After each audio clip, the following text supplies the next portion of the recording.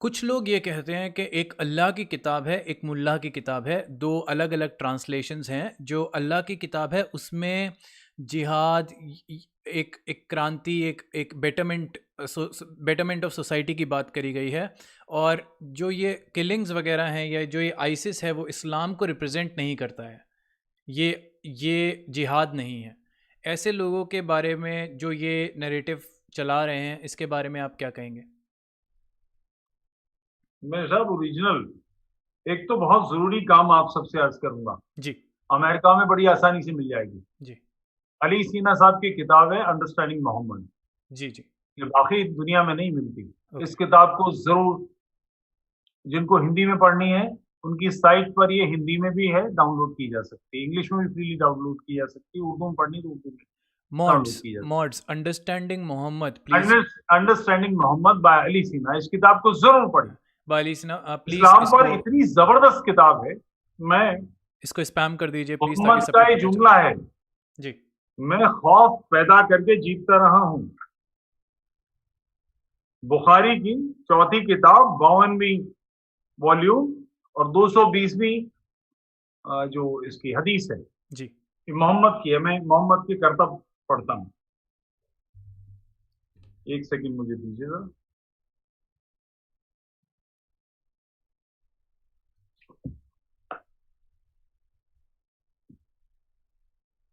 मोहम्मद का जो पहला झगड़ा हुआ, जो हम्म, वहां झगड़ा हुआ था, वो यहूदियों के साथ था। जी, क्योंकि यहूदी पैसे वाले थे। मोहम्मद जब मक्का से मदीना भाग गए तो उनको अपनी जिंदगी चलाने के लिए, क्योंकि कमाई करने का कोई तरीका नहीं था, तो लूट मार पर सबने काम किया। जी, तो कत्ल कत्ल गारत की काफिले लूटे गए।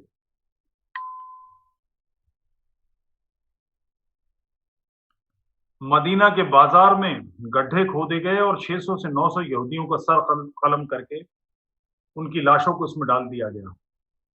ये तय करने के लिए कि किसे कत्ल करना है, युवाओं के कपड़े उतारकर जांचा गया। ध्यान रहे, लड़कियां नहीं कत्ल की, औरतें नहीं कत्ल की।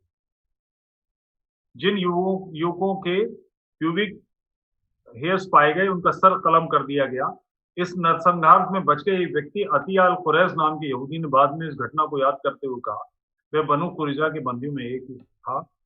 मुसलमानों ने मुझे जांचा और जिनके ग्रोइन पे बाल नहीं दिखे उनको छोड़ दिया, बाकी की हत्या कर दी गई। मैं भी उनमें से एक था जिनके गुप्तांगों पर बाल नहीं थे। जी, मैं इसके रेफरेंस भी आपको दे देता हूँ। मगर ये किताब जिसका मैं जिक्र कर रहा हूँ, ये पढ़िएगा, इसमें ये सारी चीजें मिल जाएंगी। जी। मैं उस पे भी बताना चाहूँगा, साहिब बुखारी बुक नंबर 52 हदीद number 177। It says our will not be established until you fight with the Jews। So यहूदियों के अगेंस्ट में सबसे पहली फाइट हुई थी। Yes, so continue.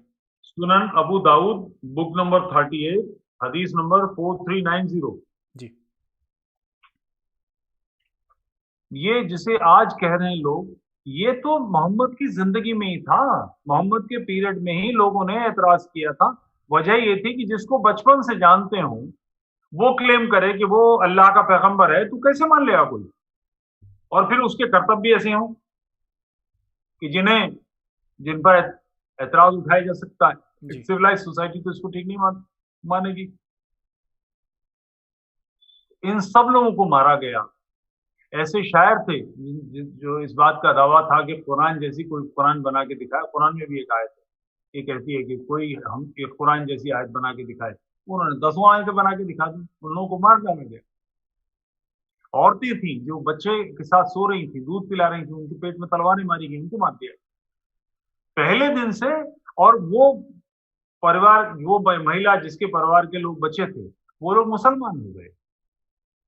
उस कबीले के लोग जिसके शायर मारे गए, वो लोग मुसलमान हो गए। ये हमेशा से ही जिहाद और आतंक से ही फैलाया गया, और कोई तरीका नहीं है। क्योंकि ये डॉक्ट्रिन ऐसी है कि इसको कोई स्वीकार ही नहीं कर सकता। जो लेकिन डॉक्ट्रिन 5 और 8 साल के बच्चों को सिर्फ इसलिए जिंदा दीवार में चुन दे कि तुम मुसलमान हो जाओ। लेकिन सर अभी भी धन्य है तो वो बच्चा 5 साल का कि उसने पूछा कि अगर मुसलमान हो जाएंगे तो कभी मरेंगे नहीं क्या? हम्म, मरेंगे तो फिर मुसलमान बनने की क्या जरूरत है? गुरु गोविंद सिंह जी के जो साहबजादे थे, मैं उनकी बात कर रहा हूं, कैसे जुझारू लोग थे। और ये सब कुछ हिस्ट्री में दर्ज है। कोई नई चीज नहीं है। तालिबान क्या कर रहे हैं?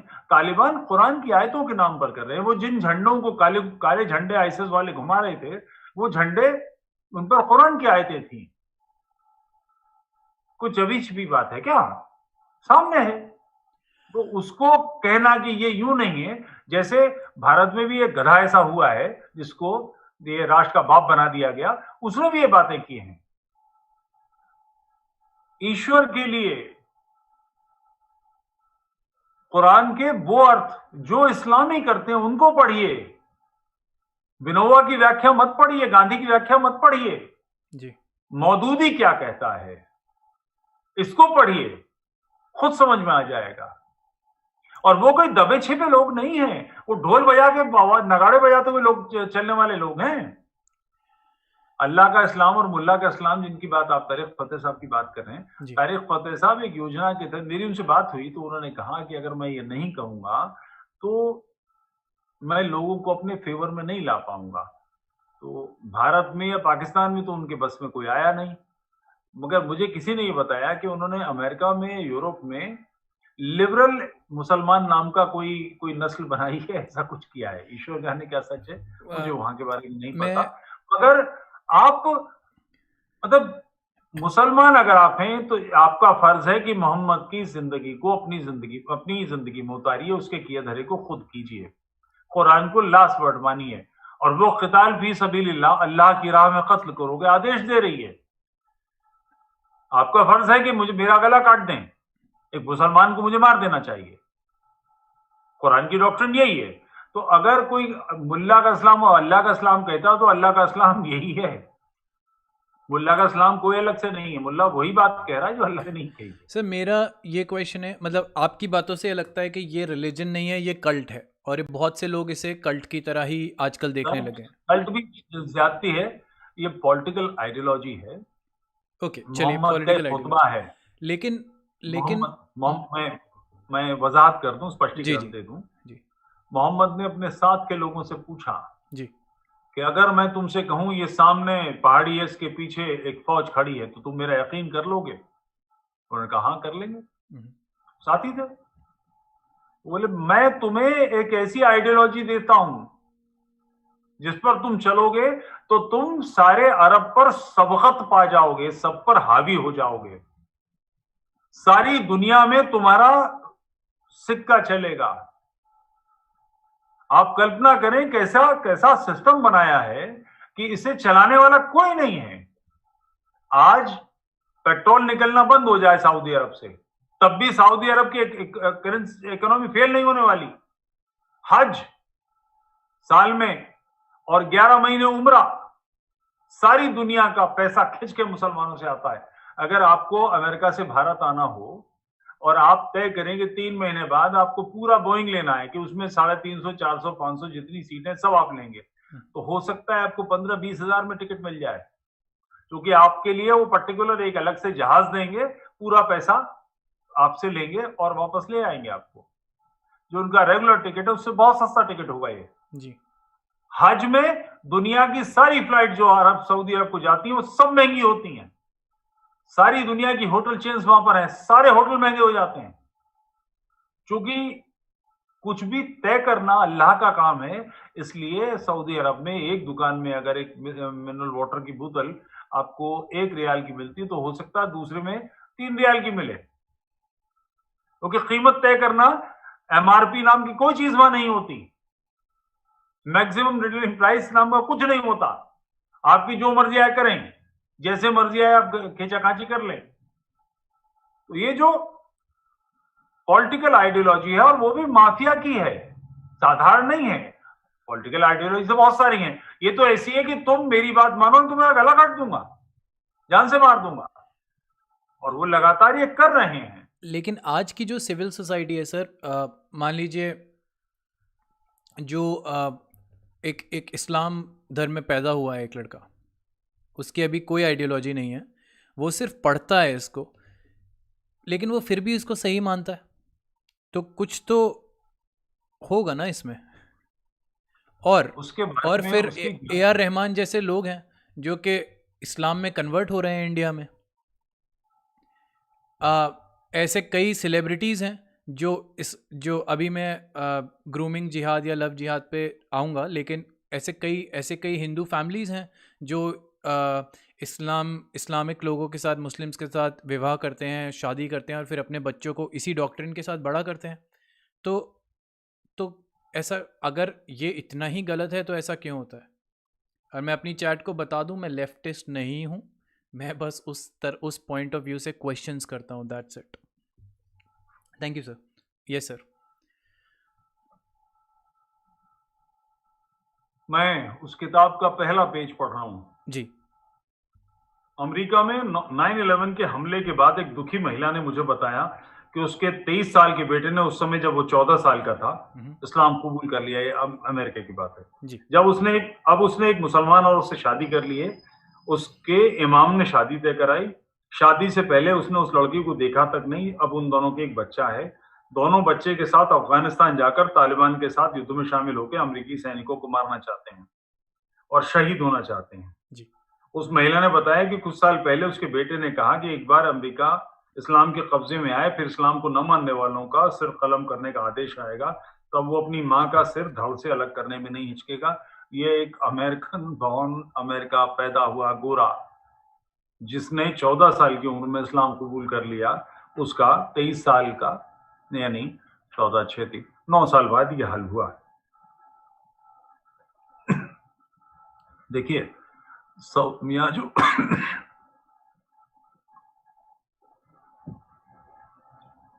बॉम्बे की जो फिल्म लाइन है, इसमें अंडरवर्ल्ड का पैसा लगा है। अंडरवर्ल्ड मतलब दाऊदन पार्टी। ओके।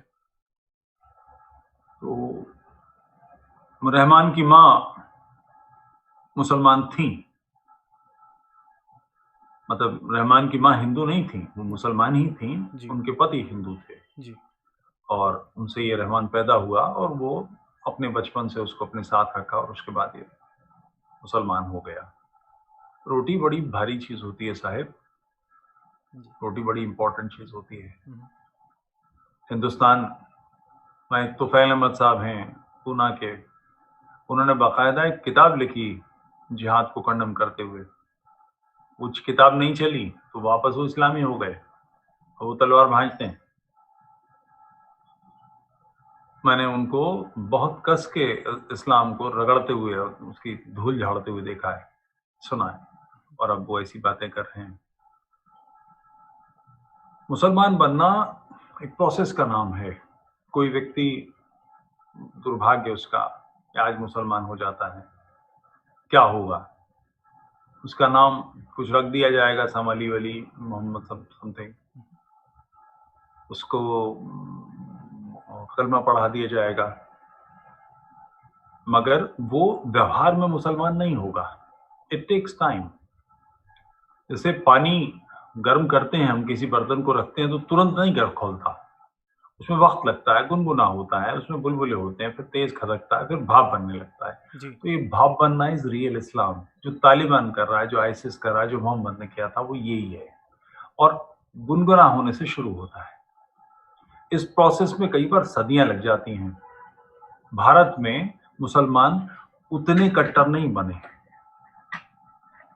अल्ताफ हुसैन हाली की एक मुसद्दस है, बहुत मशहूर मुसद्दस है, वो दीने इलाही का बेबाक बेड़ा, अल्लाह के दीन का बेबाक बेड़ा, जो कुल्जुम में अटका ना मौन में ठिठका, जो न तो पैसिफिक ओशन में रुका ना और समंदरों में रुका, कि ये फतहते जिसने सातों समंदर जीते थे, वो डूबा दहाने पे गंगा के आकर, वो गंगा के दहाने पर आकर डूब गया। ये कहना क्या चाह रहे हैं? मुसलमान तो हुए, मगर मुसलमान जैसे मुसलमान होने चाहिए वो नहीं बन पाए। 17, 18, 19 साल की एज में एक लड़की को अपनी क्लास का कोई मुसलमान लड़के से आंखें चार होती हैं। मुसलमान वैसे भी थोड़ा लाउड होते हैं अप्रोच करने में, इंडिया के संदर्भ में बता रहा हूँ, क्योंकि यहाँ पर अरेंज मैरिज ही चलन में है और एक लव मैरिज जिसे कहते हैं वो यहाँ चलन में नहीं है। लड़के लड़कियां अपनी शादी नहीं तय करते। मुसलमान इसमें थोड़ा उग्र हैं, वो प्रखर होते हैं। हार्मोनल चेंजेस हो रहे हैं, बॉडी में हार्मोन्स हैं, उन सब के कारण से कोई कॉन्ट्रैक्ट हो जाता है, शादी हो जाती है, तो एक मन में आता है कि हमने इसके साथ शादी की, इसके साथ हिसाब से जिंदगी जिए, इस्लाम को तो नहीं समझते हो। इस्लाम को नॉर्मल मुसलमान भी नहीं समझता। किसी से अगर बात करें मोहम्मद की ज़िंदगी के बारे में, जो हदीसों जो मैंने फ्लॉलेस नहीं है, फ्लॉज़ हैं उसके बारे में कि ये सुन्नत है, तो मुसलमान तिलमिला उठते हैं। पाकिस्तान में एक सर्वे हुआ जिसमें 70 समथिंग % लोगों ने कहा कि वो देश में शरिया चाहते हैं। जी। मगर शरिया लाने की बात करने वाली जो पार्टियां हैं उनकी जमानत जब्त होती है, उनके एमपी नहीं जीतते, उनके एमएलए नहीं जीतते। करेक्ट। क्यों? क्योंकि शरिया का उन्होंने अपने हिसाब से मतलब निकाल रखा है।